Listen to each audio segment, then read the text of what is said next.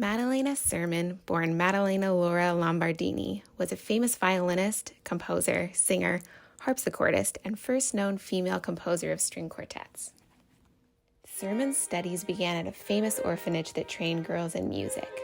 These girls and their leaders were known throughout Venice for their ability and got regular newspaper reviews. They performed public concerts through the bars of the orphanage, as well as private concerts for notable people and royalty. Sirmen was such an outstanding violinist at this prominent orphanage that she managed to get private lessons with one of the most famous violinists of the time, Giuseppe Tartini. Tartini claimed she was the most exceptional of all the students he had ever taught and fought hard to get her released from the orphanage to have a career of her own, something nearly unheard of at the time for a female violinist. Although the orphanage trained girls in music, they were not trained to have careers. The orphanage required that after they completed their training, they stay on to teach the next generation. There were only two ways out of the orphanage.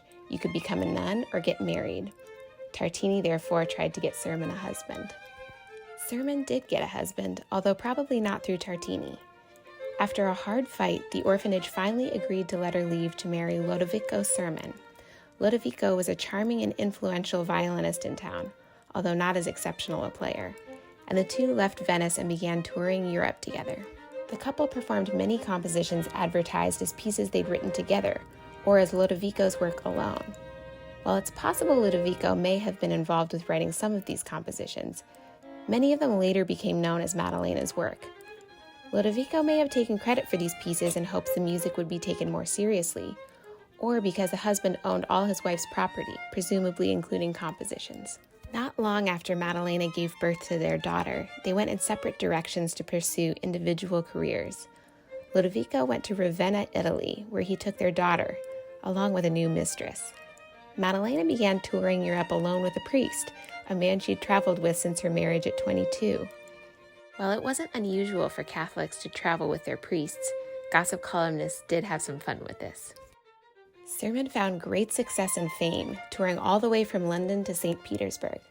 Even Mozart's father played her compositions and wrote home with praise about it to young Mozart and his mother. Later in life, possibly because the pay was much better, Sirmen toured as a singer. Her violin playing was always reviewed as exceptional, although near the end of her career, her style of playing began to go out of fashion.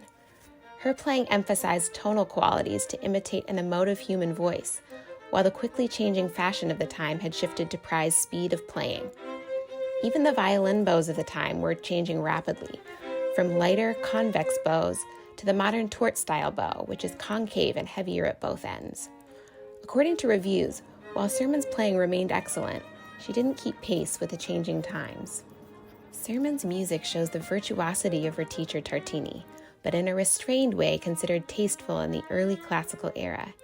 Sirmen was composing after the elaborately decorative Baroque period of her teacher, and right before speed and technical gymnastics became the fashion.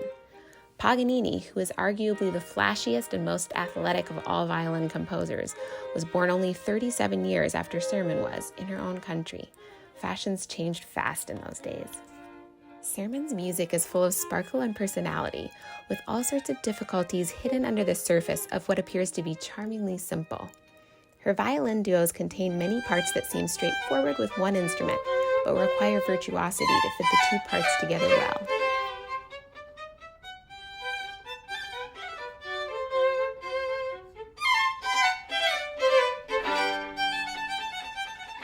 Although she is almost unknown today, Maddalena Lombardini Sirmen paved the way for female musicians. But it took more than 100 years after Sirmen's career for women to be allowed to audition for major professional orchestras, which didn't begin until 1913 with the Queen's Hall Orchestra in London. Female instrumentalists had to wait 70 more years to audition for the Berlin Philharmonic, and 80 more for the Vienna Phil, which only allowed women to audition for full pay in 1997. Yet back in the mid-1700s, Sirmen fought her way out of an orphanage into the career of her choosing, died with her own money, and with compositions published in her own name circulating the world.